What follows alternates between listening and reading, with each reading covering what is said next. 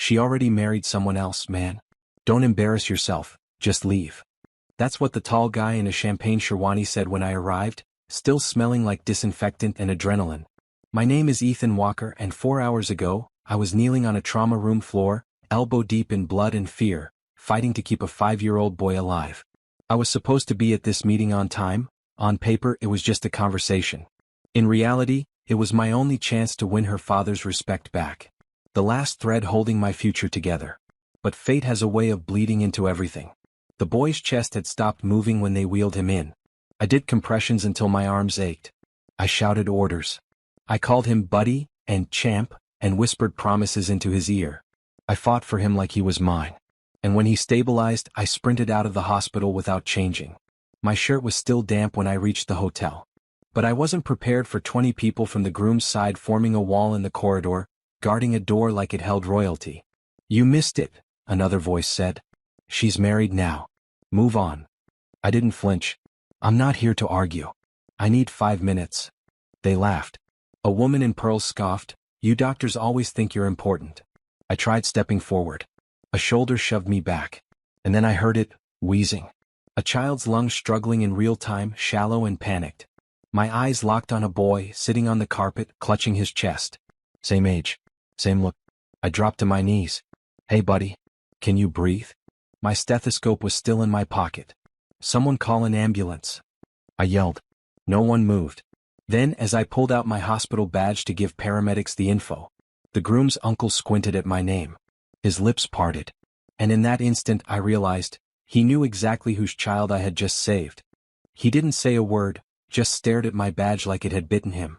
I stood slowly, eyes locked on his. You recognize the name, don't you? His throat bobbed. Walker. Ethan Walker. The others began to murmur, but I didn't wait. I followed the EMTs as they wheeled the boy toward the elevator. The groom's uncle stepped aside, but barely. He looked like he'd seen a ghost walk through his family's party. The boy's mother was still sobbing. I handed off the emergency notes to the paramedic, then leaned in. He's going to make it. Just keep him calm. She nodded, trembling. As they disappeared into the elevator, I turned back toward the hallway. The corridor had gone dead quiet, like everyone knew something I didn't. The same uncle who blocked me now approached, slower this time, his posture careful. Where did you say you work? St. Luke's Pediatric Emergency. He winced, like that confirmed a fear he hadn't wanted to voice. You were on call today? I was the attending physician. Why? He didn't answer. Instead, a woman rushed toward him, whispering frantically in Urdu. Her voice cracked. Bachri ka naam Zion the, wohi bacha the. The child's name was Zion. The man's eyes darted to mine, full of disbelief. The boy you saved, he's not just anyone. I folded my arms. Then who is he? He glanced behind him. Some of the groom's relatives were edging away now, as if distance might soften the fallout. Then he leaned in, voice nearly a whisper. He's the only son of the man who's marrying into this family. The reason this entire wedding happened. My stomach clenched. Before I could respond, the banquet doors burst open. Someone shouted my name. And standing right there in a red veil was her, eyes wide, mouth parted, and a wedding band still warm on her finger. She didn't know what I'd done. Not yet. She froze the second she saw me. Her hand went to her chest, reflex or regret I couldn't tell. The groom behind her turned, confused by the tension humming through the hallway. His smile faltered when he saw me. Then it vanished entirely when he noticed the blood on my sleeves. Ethan, she whispered. I didn't move. Hey Ava. Gasps fluttered through the corridor like dropped glass. Someone muttered, that's her ex. Another corrected them, no. That's the doctor who saved the boy. The groom's uncle, still pale, stepped forward and pulled Ava's father aside. They spoke in low, frantic tones. I didn't need to hear every word. The damage was already in motion.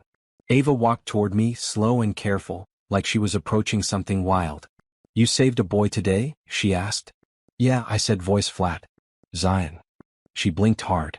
Zion, as in? Your new husband's nephew. The boy everyone here ignored until he couldn't breathe. Her lips parted. You're lying. I pulled the boy's bracelet from my coat pocket, the hospital ID tag I forgot to hand off. It still had his name on it. She stared at it like it burned her. Behind her, the groom was stepping forward now, visibly irritated. Ava, is this the man who barged into the wedding? He's clearly trying to. He saved Zion's life. Her father cut in suddenly, eyes locked on mine. He's a trauma doctor. From St. Luke's. The groom paled. He wasn't barging in, Ava whispered, voice cracking. He was working. More relatives were gathering now, eyes flitting between me, Ava, and the groom. Whispers spread like wildfire. Her mother spoke next, louder than necessary. So, the man we humiliated? The one we told to leave? She turned toward me, hesitant. You saved our family's child? I nodded once. While you were busy throwing me out. Ava looked like she couldn't breathe. Then someone's phone buzzed. A video popped open on speaker. It was from the ambulance. Zion's mother, sobbing, thanking the doctor who saved her son. She said my name.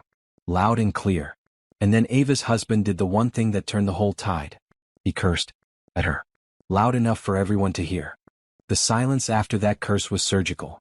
He just exposed his temper, and worse, he did it in front of her entire family. Ava flinched. Her shoulders stiffened, her gaze shifting from me to him like she didn't recognize the man she just married. You're embarrassing yourself, he snapped, lowering his voice just enough to sound dangerous. Let it go. This isn't about him. No, she said, trembling. It is. Because everything I was told was a lie. I stood still, letting it unfold. I wasn't here to argue. I had already done what mattered. I saved a child. The rest? That was theirs to reckon with. Ava's father stepped between them. You disrespected my daughter. In public. At her wedding.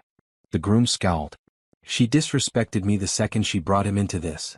I didn't bring him, she said coldly. He came because he saved a child's life.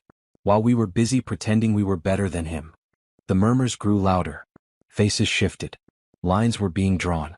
That's when the groom's uncle returned from a phone call, his expression pale. The boy's father just landed, he said gravely. He's demanding to speak to the man who saved his son. Personally. Everyone looked at me. I didn't flinch. Tell him I'm at the hotel. Room 318. I'll wait. Then I turned toward Ava, calm, steady. You married someone else. I respected that. But I saved your nephew because he deserved a chance to breathe. Not because I wanted this. She nodded slowly, tears in her eyes. I know. As I walked toward the elevator, the groom muttered something behind me. Something sharp. Something cruel. But I only paused when I heard glass shatter.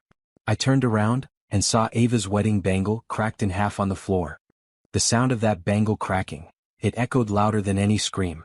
Ava stared at it, unmoving. The weight of the moment settling into her spine like steel. I didn't drop it, she whispered, not to me but to herself. Her mother stepped forward, face taut. It broke on its own. That's a sign. The groom rolled his eyes, but the tension in his jaw said he felt it too. I didn't speak. I just watched as Ava slowly pulled off the other bangle. Then the earrings. One by one, each piece of wedding gold was removed like armor being shed. It wasn't dramatic. It was surgical. You chose him, her husband hissed. You promised. She shook her head. I was cornered. Coerced. You all told me Ethan wasn't dependable, that he'd never show up when it mattered. She turned to me, voice trembling but clear. But you did. I exhaled slowly. I didn't come to prove anything, Ava. I came because I'm a doctor. That kid needed help. I know, she said almost in a whisper. And I needed to see who you really are. Then, from the side of the room, her father cleared his throat. We owe this man an apology. A public one. The groom snapped, this is ridiculous. He barged into our wedding. Your wedding ended the moment you cursed my daughter, her mother shot back. Before more words could be exchanged, a new voice pierced the room.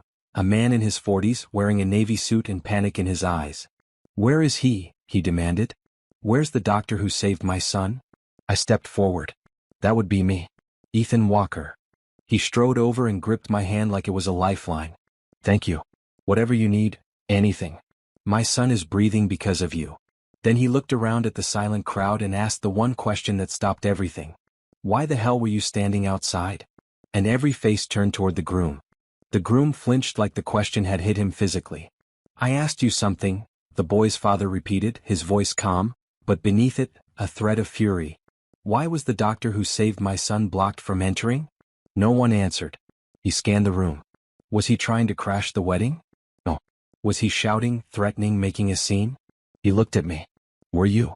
I shook my head. Just asked to speak with someone. They told me I was too late. That she married someone else and I should disappear. Ava's mother spoke next. They formed a wall. Told him he wasn't welcome. Mocked him. Her voice cracked with guilt. We all did. The man turned to the groom, eyes narrowing. So you're the reason my son could have died in that hallway? The groom stammered. He had no business here. He had every business here, the man roared. He's the only reason my child is alive right now. The air tightened. You're a disgrace, he muttered, loud enough for everyone to hear. A man who curses at his wife in public, lies about a doctor, and blocks someone who saves children. That's who you are. Then without hesitation he turned to Ava. If you want out of this marriage, I'll back you. She froze. The weight of the moment sank into her bones. Every eye was on her. She began. But her words caught in her throat as her husband's phone lit up. He picked it up, turned ghost white, and swore under his breath. What is it? Ava's mother asked. He looked up at all of us, like a man already drowning, and muttered. Someone leaked the ambulance video. It's viral. 500,000 views in 15 minutes. And that's when the notifications started lighting up everyone's phones. One by one, phones lit up like wildfire across the room. The groom grabbed his, scrolling with frantic fingers. His jaw locked. Who the hell recorded this? Didn't matter. The video was already everywhere. In it, you could hear Zion's mother sobbing. You could hear my voice, calm and steady. You could see the hotel hallway, the crowd doing nothing. And then, me kneeling beside the boy. His tiny chest rising again. My badge. My name. Comments had started flooding in already. They blocked a doctor from entering while a kid was dying? The groom's family looks like royalty, but acts like trash. Ethan Walker deserves a medal. Ava's father looked around the room, disgusted. This is what we built this marriage on? Ego and lies. Her mother added, what happens when that child grows up and sees this? The groom tried to salvage control. This is being blown out of proportion. You don't even know what. I do, Ava said. And this time her voice didn't shake. I know you lied to me about Ethan. I know you used my grief to manipulate me. I know you wanted status, not love. She looked over at me, her expression unreadable. And I know the man I was supposed to marry never once raised his voice at me. Not even when I left him standing outside. I didn't move. Ava turned back to the guests, then lifted her hand and took off the ring. No more, she said. I won't spend my life apologizing for someone else's cruelty. The groom lunged forward, but before he could speak, Zion's father stepped between us. You should go, he said. Before this gets worse. The groom's voice dropped to a growl. This isn't over. No, I said calmly. But your reputation is. He left in silence. No dramatic exit. No last words. Just the quiet shame of a man who watched his carefully curated empire collapse under the weight of one truth he couldn't control. Everyone saw who he really was. Zion's father turned to me again, extending his hand. You didn't just save my son, you exposed what none of us had the courage to face. I shook it, firm and steady. I wasn't looking to destroy anyone. Just wanted to do my job. Ava stepped closer. And you did. Even when we didn't deserve you. She looked different now. Not because the jewelry was gone or the veil was discarded, but because for the first time in years her voice sounded like her own. I spent so long believing what they said about you.